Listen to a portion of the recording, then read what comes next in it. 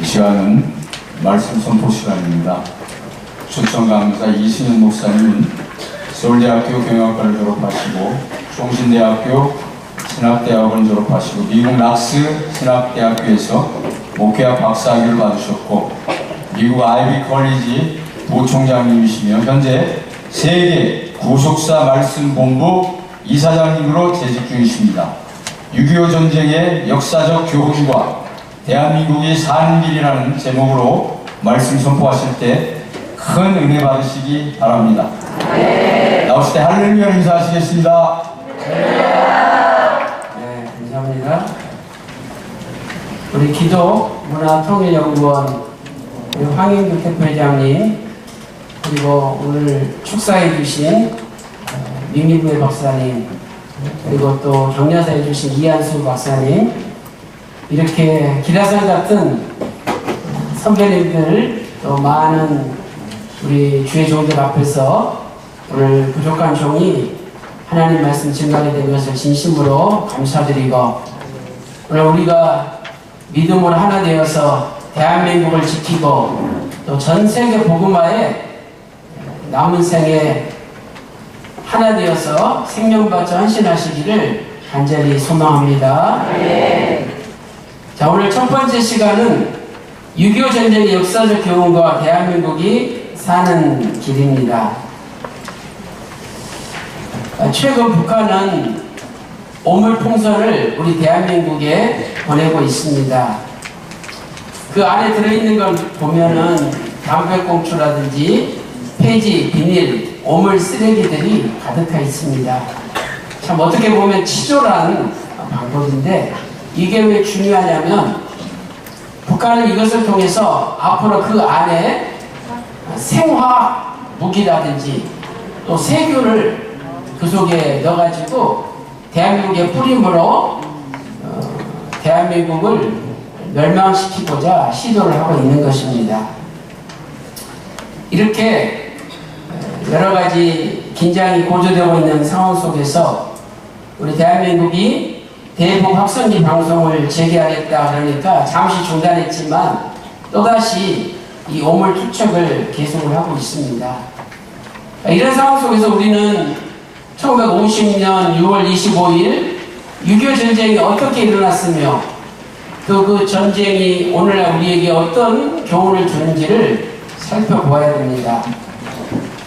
이 6.25 전쟁을 북한 공산당은 반대로 이것은 남쪽에서 침략한 거다, 남침이다, 또 북한에서 이렇게 자기들이 남쪽으로 쳐들어오도록 유도를 했다, 이런 식으로 주장을 합니다.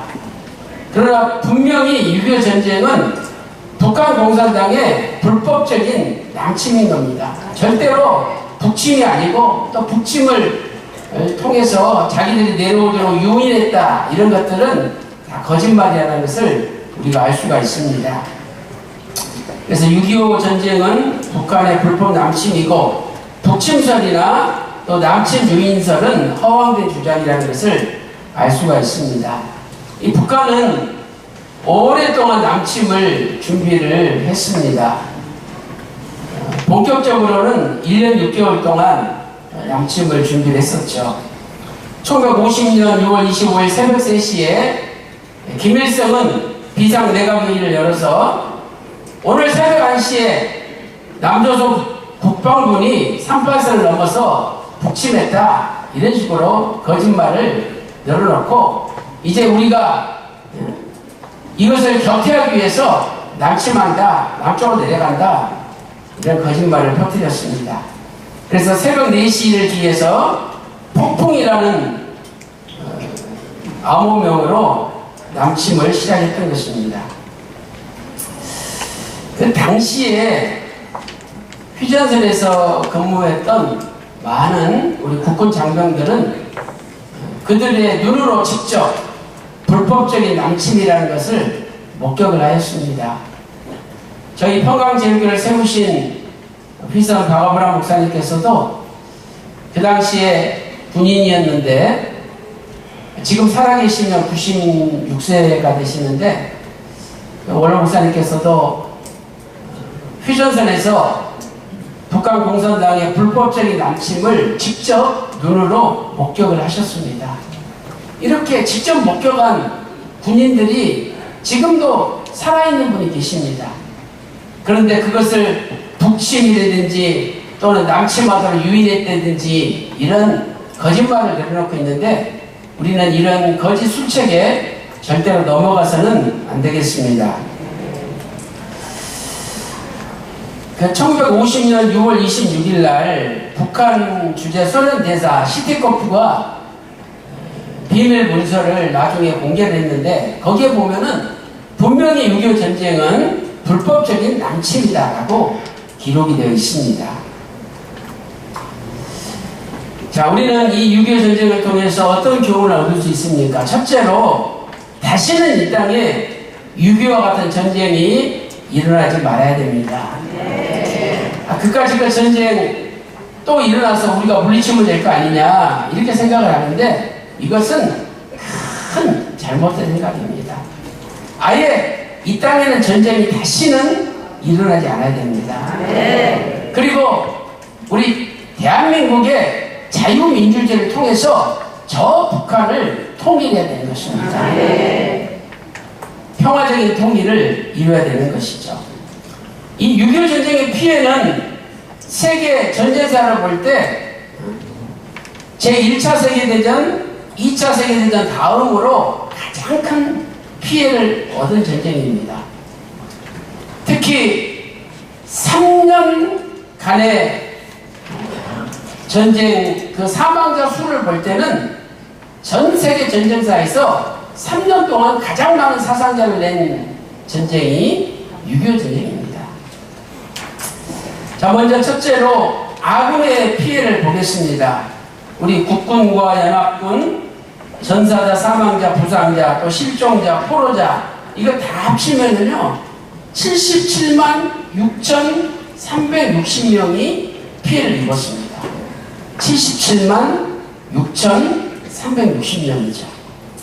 그 다음에 적군의 피해, 북한군, 또 중공군, 전사자, 사망자, 부상자, 실종자, 포로자를 합치면은요 자그마치 161만 2,600명입니다.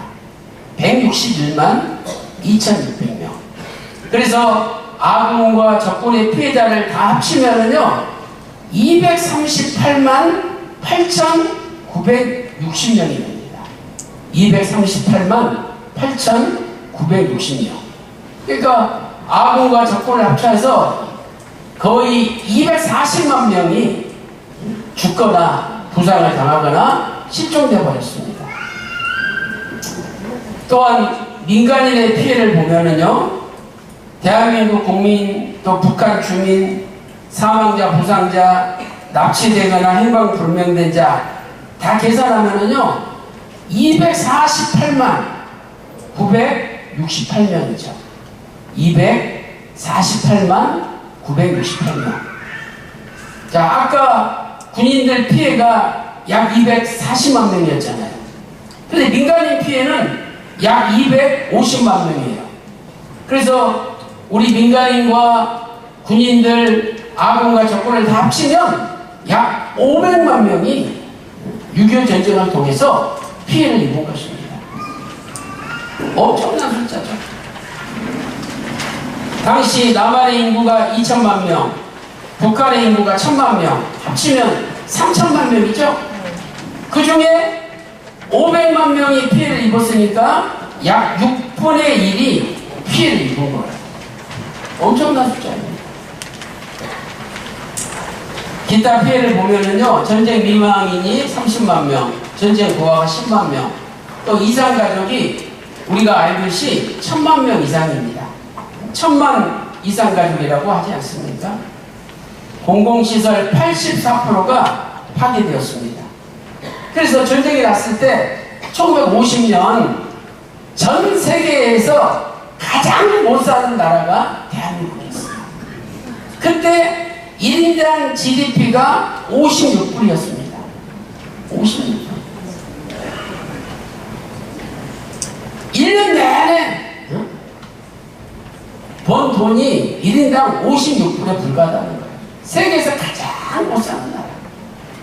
제가 방글라데시에 선교를 간 적이 있었거든요. 그 방글라데시도 1950년에는 우리나라보다는 잘 살았어요. 근데 제가 몇 년 전에 방글라데시를 갔는데 깜짝 놀랐습니다. 이 냇가에서 사람들을 목욕을 해요. 근데 그 냇가 그 물이 시커매요. 세상에 그 시커먼 물에서 목욕을 해. 그리고 이 도로를 지나가는데 이 그냥 빗포장된 도로인데 그 도로에 마차 지나가지, 소 지나가지, 사람 지나가지, 자전거 지나가지, 자동차 지나가지, 트럭 지나가지, 온갖 운송기구가 다 합쳐가지고 그냥 한 길로 가는 거예요. 그래서 야, 이렇게 못 사는 게 이거구나. 그걸 제가 깨달았어요. 우리 대한민국은 지금 고속도로가 얼마나 잘 뚫렸습니까? KTX가 있어가지고 기차 타고 얼마나 빨리 갑니까? 또 비행기가 사방 같은 데 가잖아요. 자, 이걸 보면서 야, 우리 대한민국 세계에서 가장 못 사는 나라가 지금 세계 6대 강대국이 되었으니 이것은 진짜 하나님의 은혜다. 네. 하나님의 도우심이랍니다. 네. 그런데 우리 민경래 박사님이나 이한수 박사님 말씀하신 대로 이 대한민국이 앞으로 조금 있으면 미국 다음 가는 세계 두 번째 나라가 된다. 네. 얼마나 위대하신 하나님의 능력입니다. 그래서 이것은 우리 힘으로 된 것이 아니라 우리가 배고플 때 성경을 읽고 우리가 배고플 때 기도할 때 하나님이 그 기도를 들어주시고 대한민국을 쓰시기 위하여 높이 올려주신 줄로 믿습니다. 그래서 우리는 이 대한민국에 다시는 전쟁이 일어나지 않도록 대한민국을 지켜야 되는 것입니다. 자, 지금 전쟁이 다시 일어난다면요, 남한 인구 5천만 명, 북한 인구 2,500만 명, 합치면 7,500만 명이죠. 그 6분의 1로 계산한다면 1,250만 명이 죽거나 부상을 당하거나 실종된다는 거예요. 그러니 다시는 전쟁이 일어나지 말아야 됩니다. 옛날에는 다 구식 무기였잖아요. 지금은 북한은 핵무기와 미사일로 무장되어 있고요. 우리 대한민국의 무기는 초현대식 무기입니다. 그러므로 전쟁이 일어난다면 결국 남한과 북한은 공멸할 수밖에 없다는 거예요. 6.25 전쟁은 다시 재건이 가능했지만 또다시 한반도의 전쟁이 일어난다면 재건이 불가능한 겁니다. 그러므로 우리는 어떤 일이 있어도 전쟁이 다시는 한반도에 일어나지 않도록 막아야 됩니다. 오늘 기독문화 통일연구원이 바로 이 일을 하려고 하나님께서 세우신 줄로 믿습니다. 철학자 선타는 이렇게 얘기했습니다. 뼈아픈 과거를 기억할 줄 모르는 사람은 과거를 되풀이하게 된다. 그러나 슬기로운 사람은 경험 속에서 지혜를 배우고 지혜로운 민족은 역사 속에서 교훈을 얻는다. 이렇게 말씀을 하고 있습니다. 두 번째로 이제 우리 대한민국은 전쟁을 억제하는 강력한 국방력을 갖춰야 됩니다.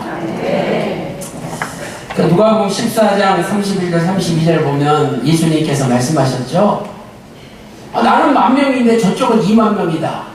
그러면 어떻게 쳐들어가겠느냐는 거죠. 응? 사신을 보내서 파치를 요청할 거 아니냐. 그러니까 우리도 20,000명을 갖추면 적이 쳐들어오지 않고 파치난다는 거예요. 그래서 가장 강력한 무기는 뭐냐? 한 번도 사용하지 않고 전쟁을 억제하는 무기가 가장 강력한 무기입니다. 그러니까 전쟁을 하기 위해서 우리가 무기를 갖추고 무장하는 것이 아니라 무기를 갖추는 목적은 결국은 전쟁을 하지 않기 위해서 강력한 무장을 해야 된다는 거죠.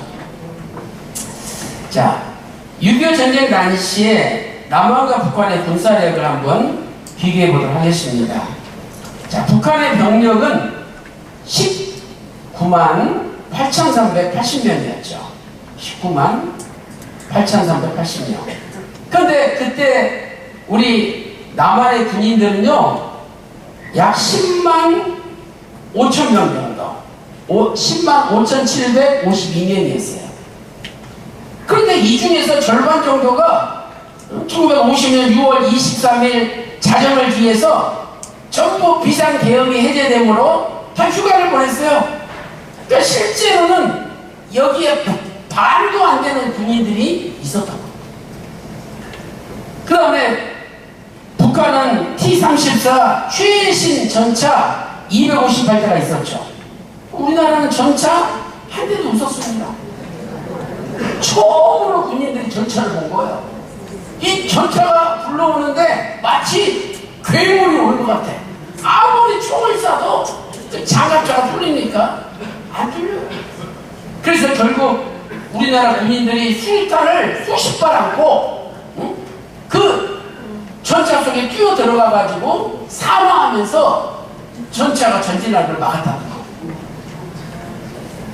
또한 전투기는 소련제 야크 211, 그 당시에 가장 최신 전투기 211대가 있었어요. 우리나라는 연습기, 훈련기 약 20여 대밖에 없었던 겁니다. 그러니 뭐 이길 수가 없는 거죠.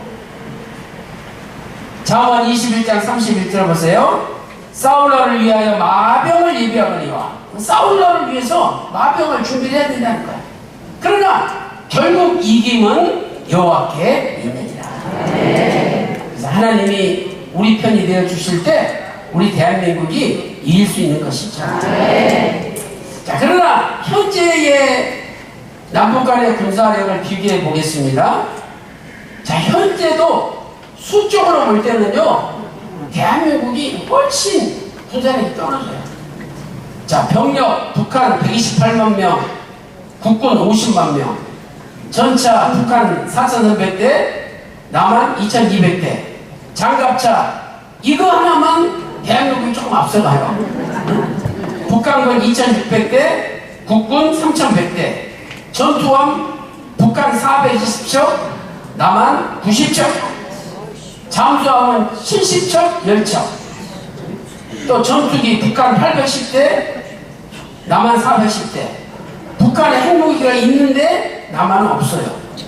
자, 이것만 볼 때는 당연히 북한이 우리나라보다 군사력이 뛰어나다고 생각을 하겠죠. 그런데 현재 가장 최신 그 군사 전문가들의 데이터를 보면 북한군의 군사력은 세계 35위예요. 그럼 우리 국군은 군사력이 세계 5위입니다.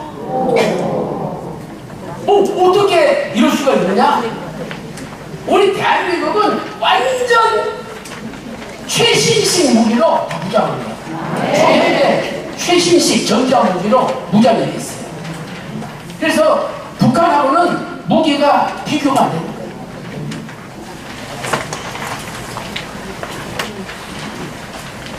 자, 그래서 우리는 앞으로 대한민국을 지키기 위해서요, 한국형 미사일 방어 시스템을 갖춰야 됩니다.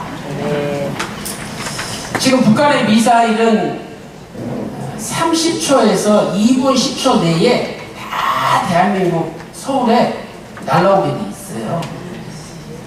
그러므로 그 2분 안 되는 그 짧은 시간에 북한에서 미사일을 발사했다는 것을 탐지를 해야 돼요. 그리고 탐지할 뿐만 아니라 미사일을 공중에서 요격을 해가지고 파괴를 시켜요. 지난 그 팔레스타인이 이스라엘에 미사일을 1,050발을 발사했잖아요. 근데 이스라엘은 아이언돔이라는 방어 시스템을 가지고 있어요. 그래가지고 그 팔레스타인의 미사일을 격추시켰는데 1050발 중에서 자그마치 1030발을 요격했어요. 그것은 요격률 98%예요. 그래서 미사일이 떨어지는데 사람이 사는 지역, 피해가 있을 만한 지역에 떨어지는 미사일만 요격하는 거야. 저 농촌이라든지 무슨 산에 떨어진다든지 이런 것은 아예 요격할 필요 없어요. 내버려둬요. 그래서 그날 피해 입은 사람이 10명이다. 물론 한 사람이 천하보다 귀하니까 한 사람이라도 죽으면 안 되겠죠. 그러나 그 엄청난 그 미사일 속에서도 피해를 줄 수 있었던 것은 아이언돔이라는 요격 시스템이 있었다는 거예요. 그래서 지금 우리 대한민국 국군도 이런 한국형 요격 시스템을 준비를 하고 있습니다. 지금 대한민국이 이런 시스템을 준비하고 있는데 이것은요 엄청난 돈이 들어갑니다. 이번에 그 팔레스타인 미사일 요격했던 그 요격 미사일 한 대당 약 1억의 돈이. 그러니까 1030발을 요격했잖아요. 그럼 돈이 1000억이더라고요. 1000억. 그러니까 돈 없으면은요 나라도 지킬 수 없는 거예요. 그래서 우리가 국방비를 증액하고 국방 예산을 많이 확보를 하는 겁니다. 그러니까 현대전은 이렇게 국방 예산이 확보되지 않으면 현대전에서 이길 수 없다는 거죠. 자, 우리나라는 슈퍼그린 파인더 레이더라는 장치를 가지고 있습니다. 이것은요 500km 범위 내에서 미사일이 발사됐을 때 수초 내에 미사일이 발사된 것을 탐지해냅니다. 근데 이것을 우리 국군이 가지고 있어요. 그리고 이제 미사일이 발사됐는데 그 미사일이 짧은 미사일도 있고 단거리 미사일도 있고 중거리 미사일도 있고 또 장거리 미사일도 있잖아요.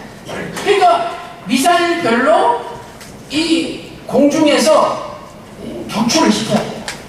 그래서 우리나라 가지고 있는 청동2는 약 15에서 30km 이 공중에서 미사일을 격추합니다. 그 다음 패트리어트는 15에서 40km, LSM은 40에서 60km.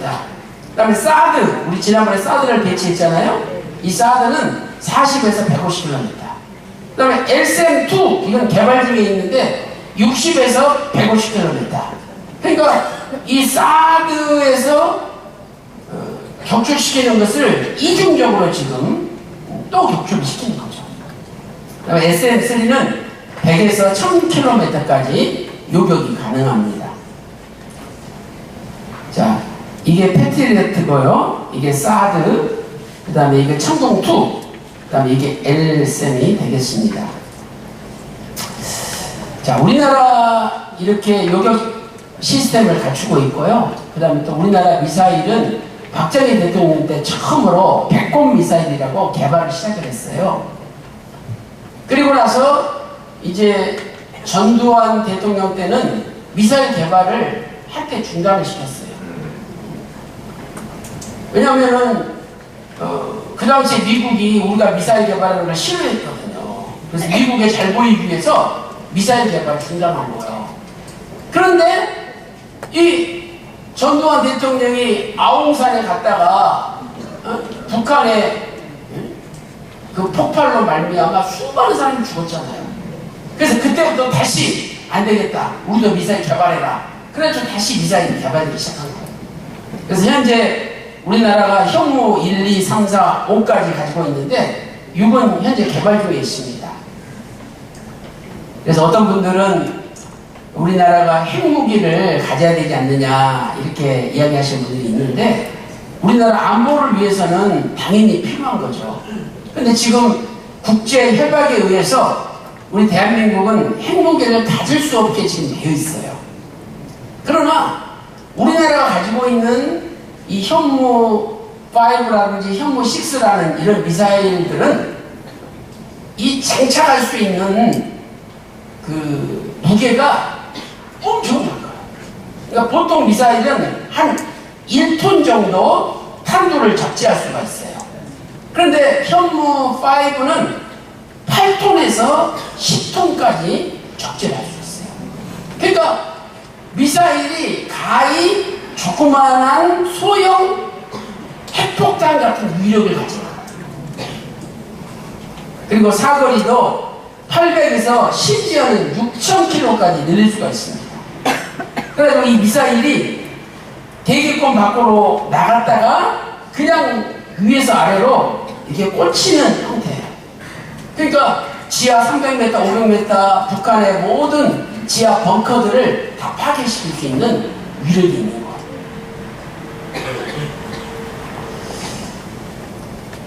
그래서 이 첫 번째로 그 표적을 탐지하고 그 다음에 두 번째는 그것을 요격하는 거죠. 그리고 교란을 시킨 다음에 타격하는 이런 시스템이 이제 현재 한국과 미국의 그 북한의 미사일을 요격하기 위한 시스템으로 준비를 하고 있습니다. 그리고 이제 세 번째는 북한의 남침 징후가 보이는 경우에는 선제적으로 우리가 먼저 타격한다. 이것을 킬체인이라고 불러요. 그래서 지금 먼저 북한을 선제 타격할 수 있는 킬체인 시스템도 우리 대한민국 국군이 준비를 하고 있습니다. 현재 우리 대한민국 가지고 있는 비행기가 F-35A인데요. 이것은 스텔스 전투기예요. 그러니까 스텔스 전투기의 특징은 뭐냐면 북한의 레이더망에 안 잡힌다는 거예요. 그래서 공중에서 지상으로 공대지 미사일을 발사해가지고 아예 남침의 징후가 보이면은 모든 미사일 기지, 그 다음에 핵무기가 있을 것으로 예상되는 기지를 선제 타격을 해버리는 거죠. 그리고 또 F-15K라는 비행기를 가지고 있는데요. 여기에는 타우러스라는 순항 미사일을 탑재하고 있어요.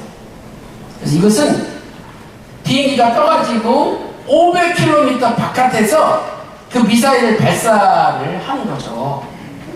그러니까 북한의 레이더망에 걸릴 이유가 없어요. 그래서 북한에서 이런 것들을 굉장히 무서워하고 있습니다. 자, 이것은 목표물 반경 3m 이내 타격이 가능하고요. 그 다음에 철근 콘크리트 3m, 철근 콘크리트가 3m를 뚫을 수 있는 관통력을 가지고 있어요. 자, 그런데 더 놀라운 것은 우리나라에서 자체적으로 KF-21이라는 전투기를 개발했습니다. 그리고 이 KF-21이라는 최신의 초음속 전투기가 2026년부터 양산이 돼요.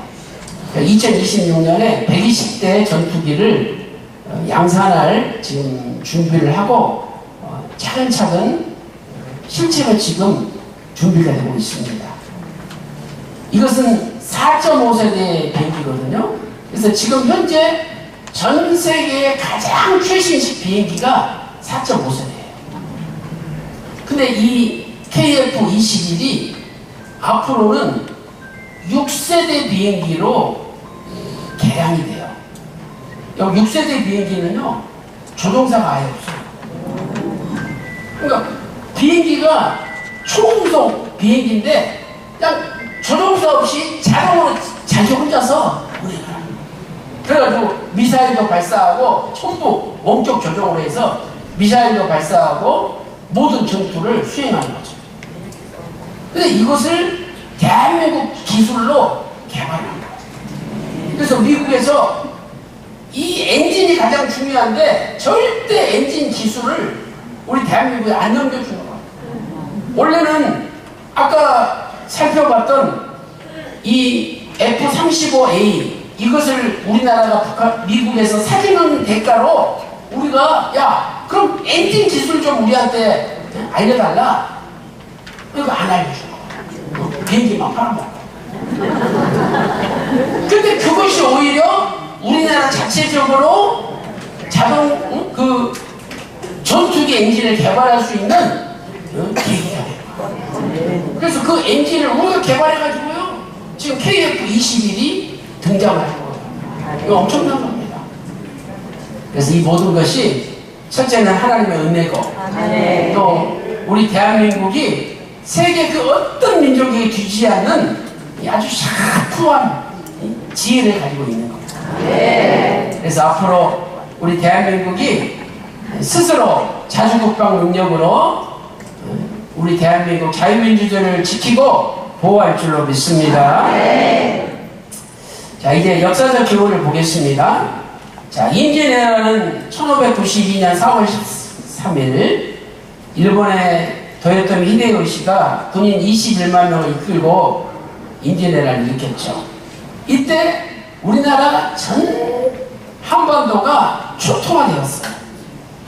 그러나 10년 전에 율곡 이희 선생이 우리나라도 저 왜군을 막기 위해서는 10만 군인을 양성해야 된다. 10만 양병선을 주장했습니다. 그게 무시당한 겁니다. 그래서 얼마나 많은 문화재 또 귀중한 유산들을 우리가 일본한테 빼앗기고 말았습니까? 그래서 오늘 우리는 유비무환 미리 준비하면 후환이 없다는 것을 깨닫고 우리가 한반도의 평화적인 통일을 이루기 위해서 더 북한을 능가하는 강력한 국방력을 갖춰야 된다 하는 것을 잊지 말아야 됩니다. 그래서 이것을 전쟁 억지력이라고 하죠. 압도적이고 강력한 국방력을 갖춤으로 북한이 감히 남한과 전쟁을 해서는 우리가 망하겠다 이런 생각을 들게끔 만들어야 된다는 거죠. 세 번째는 철저한 안보의식과 국방태세가 필요합니다. 자, 1950년 북한은 철저하게 남침을 준비했는데 우리 남한은 어땠습니까? 각 전선에서 이거 북한이 남침할 것 같습니다 하는 이 징후들이 417회나 보고가 됐어요. 그러면 국군 지도부에서 북한의 불법 남침을 준비해야 될 거 아닙니까? 근데 그걸 무시했다는 거예요. 이것은 안보 의식이 완전히 망가졌다는 것을 나타내는 거죠.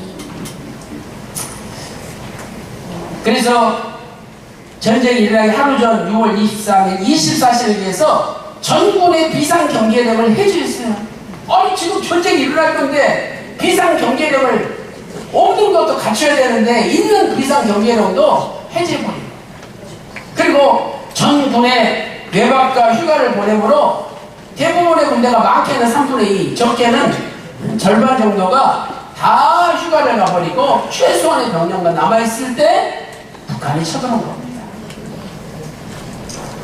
이때 남한의 극장가는 수많은 인파로 가득했고 술집마다 흥청거렸습니다.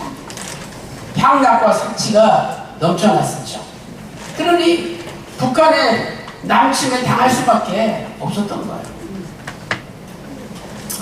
그래서 오늘날 우리 대한민국도 6.25 당시 상황과 유사하다는 것을 깨닫고 다시 한번 철저한 안보의식을 가지고 모든 사치와 향락을 멀리하고 또 전략하고 국방력을 키워서 다시는 북한이 남한 건드렸다가는 우리가 망하겠다 이런 생각을 갖도록 만들어야 되겠습니다.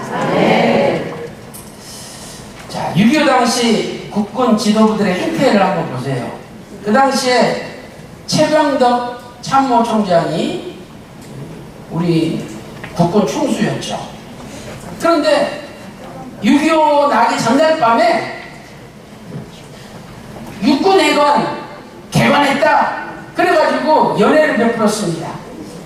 그래서 밤새도록 댄스 파티를 하고 술 마시고 하다가 자빠진 거예요. 그 육군본부 국장이나 실장 10여 명은요 2차로 명동 카바레 가서 새벽 2시까지 또 술 마셨어요.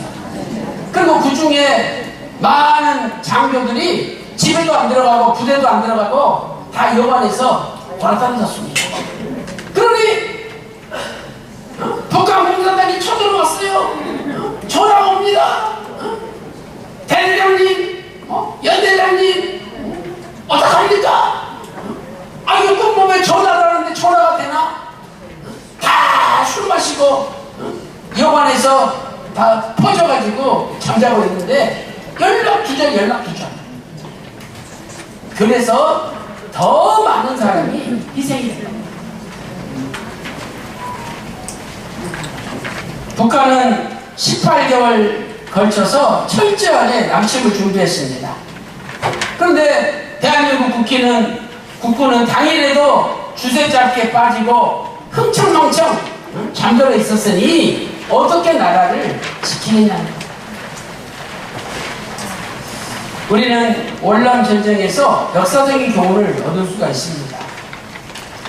이 월맹군들이 월남을 쳐들어왔잖아요. 그런데 먹을 것이 없어. 그냥 소금 가지고 두 끼를 때우는 거야. 그리고 군화를 신은 군인들이 아무도 없어요. 전부 타이어 잘라가지고 그 고무줄로 그 신발을 칭칭 묶고 그런 군인이에요. 그러나 월남군은 미군이 남긴 초현대식 무기로 다 무장했지 않습니까? 근데 결국은 월맹군한테 나라를 뺏기고 완전 공산화가 되었습니다. 그것은 부패한 군대는 아무리 최신식 무기로 무장을 할지라도 전쟁에서 이길 수 없다는 교훈을 우리에게 주는 거예요. 그래서 가장 중요한 것은 안보의식입니다. 이 안보의식은 뭐냐? 국가 안보가 모든 것에 우선한다. 최우선이다. 국가 안보가 최우선이다. 아니, 나라가 망하는데 교회가 있습니까? 나라가 망하는데 학교가 있습니까? 나라가 망하는데 내 집이 있습니까? 그래서 저희 평강제일교회 설립하신 휘선 박아브람 목사님께서는요, 나라가 없으면 교회도 없다. 그래서 나라와 민족을 위해서 뜨겁게 기도한 것입니다. 이 확고한 안보의식은 그렇다면 어디에서 생깁니까? 모든 결정을 할 때 나라의 안보를 최우선으로 생각하는 거예요. 안보를 최우선으로 생각하는 정치, 안보를 최우선으로 생각하는 경제, 안보를 최우선으로 생각하는 사회 문화를 만들어야 된다는 거죠. 나라가 없으면 아무것도 없다는 겁니다. 오늘도 국가의 안보가 최우선이라는 철저한 안보의식을 가지고 국민 각자가 자신의 맡은 일에 최선을 다할 때 자유민주주의 대한민국을 수호할 수 있을 줄로 믿습니다. 네. 자, 결론적으로 대한민국이 살 길은 하나님께 기도하는 겁니다. 네. 자, 흔히 사람들은 뭐 비행기 몇 대, 핵무기 몇 개, 미사일 몇 대, 탱크 몇 대, 이렇게 국방력을 평가하죠. 그러나 진정한 나라의 국방력은 하나님을 진심으로 믿고 간절히 기도하는 한 사람. 그것이 진정한 국방력이다. 엘리사는 스승인 엘리야 선지자를 향하여 열왕기하 2장 12절에서 내 아버지여 내 아버지여 이스라엘의 병거와 마병이요. 아니, 병거와 마병이 국방력 아닙니까? 기도하는 엘리야가 이스라엘의 국방력이래.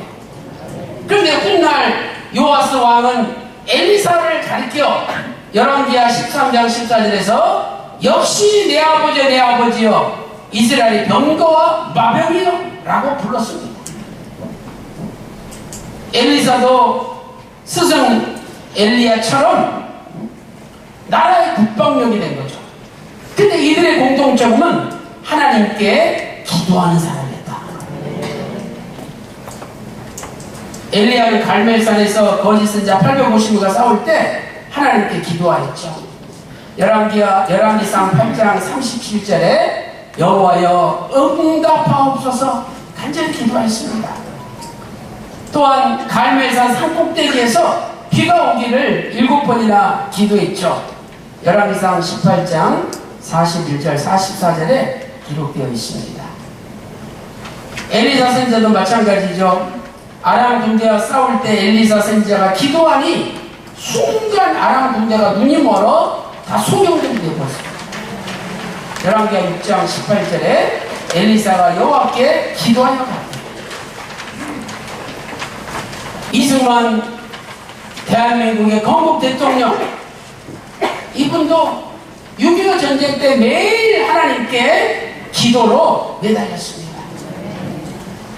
이승만 대통령의 기도는 이렇게 기도하였죠. 하나님 아버지, 저의 늙은 목숨을 조국 통일의 재단에 바치겠나이다. 불쌍한 우리 민족을 굽어 살피사 통일과 죄의 기쁨을 주시고 영세 자유와 평강 공약을 누릴 수 있도록 도와주시옵소서. 이렇게 이승만 박사는 매일 기도하십니다. 또한 그 연대사를 저술하신 박아브람 목사님께서도 50년 이상 매주 목요일날 구국 재단을 쌓고 하나님께 기도하셨습니다. 시편 24편 8절에 하나님은 전쟁에 능하신 여호와라.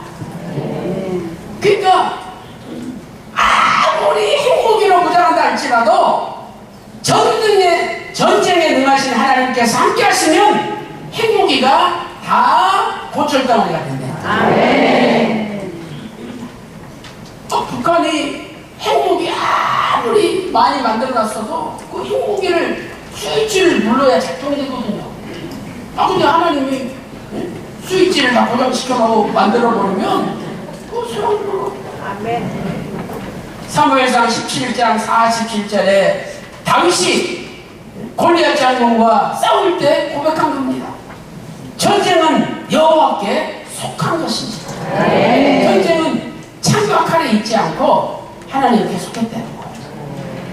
그러므로 기도하는 대한민국, 하나님을 의지하는 대한민국, 전쟁에 능하신 하나님께서 도와주시는 대한민국이 될 때 대한민국은 전쟁을 막을 수 있고 대한민국 자유민주주의 중심의 평화적인 통일을 이룰 수가 있습니다. 휘성 박아브람 목사님께서는 근현대사 시리즈 제4권 잊을 수 없는 전쟁 6.25 결론에서 이렇게 말씀하셨습니다. 복스러운 나라 자유민주주의 대한민국을 목숨 다하기까지 지켜나갑시다. 5천만 온 국민이 모두 애국자로 일어나야 할 때입니다. 나라를 굳건히 지키고 보국, 포국, 나라를 부강하게 일으키고 흥국, 나라를 깊이 사랑하고 애국, 나라에 정성스럽게 보답합시다. 보국, 호국, 흥국, 애국, 보국, 이것이 원로 목사님의 애국의 철학이었습니다. 우리 자녀들이 나라를 위해 순국했던 독립투사들과 군인과 경찰들의 애국애종의 정신과 그 사상을 이어받아 이 나라를 사랑하는 위대한 후예들이 되게 합시다. 그리하여 대한민국이 다시는 남의 나라 종이 되지 않고 자주국가로서 도움을 주는 나라, 전 세계에서 가장 으뜸가고 행복한 나라, 자손만대가 잘 사는 복된 나라가 되기를 간절히 소망합니다. 기도 올리겠습니다. 살아계신 아버지 하나님, 1950년 6월 25일 북한 공산당의 불법 남침으로 시작된 6.25 전쟁, 이제 6.25 전쟁이 발발한 지 4년이 되었습니다. 아버지 하나님, 6.25 전쟁이 일어날 때 417회 불법 남침의 징후가 보고되었음에도 국가의 지도자들이 국민들이 이것을 무시함으로 500만 명이 죽는 엄청난 전쟁이 일어나고 말았습니다. 하나님 아버지, 다시는 이 한반도 대한민국에 전쟁이 일어나지 않도록 지켜주시옵소서. 이제 대한민국 자유민주주의를 지켜주시고 대한민국 자유민주주의를 중심으로 남북한이 평화적으로 통일되게 하여 주시옵소서. 이 일을 위하여 우리 기독문화통일연구원이 앞장서서 하나님 앞에 기도하고 일할 때 통일이 앞당겨지는 놀라운 기적을 허락하여 주시옵소서. 하나님 아버지, 대한민국 윤석열 대통령과 모든 위정자들, 국민 한 사람 한 사람에 이르기까지 대한민국을 뜨겁게 사랑하고 하나님께 기도하는 백성이 되게 하여 주시옵소서. 하나님께서 지켜주시는 대한민국이 되게 하여 주시옵소서. 이제 대한민국의 부정부패, 허례허식, 또한 모든 사치, 흥청망청 다 없애주시고 오직 대한민국의 안보를 최우선으로 생각하는 대한민국 안보의식이 정치, 경제, 문화, 사회 모든 분야에 충만케 하여 주시옵소서. 하나님께서 지켜주심으로 세계에서 통과하는 대한민국, 전 세계를 선도하며 예수 그리스도의 십자가의 복음, 구속사 말씀을 전하는 대한민국이 되게 하여 주시옵소서. 오늘 참석하신 모든 분들이 신랑 엘리야, 엘리사가 되어서 하나님께 기도하는 대한민국의 평화와 마병, 대한민국의 국방력이 되게 하여 주시옵소서. 모든 것을 감사드리옵고 존귀하신 우리 주 예수 그리스도 이름으로 간절히 기도 올리옵나이다.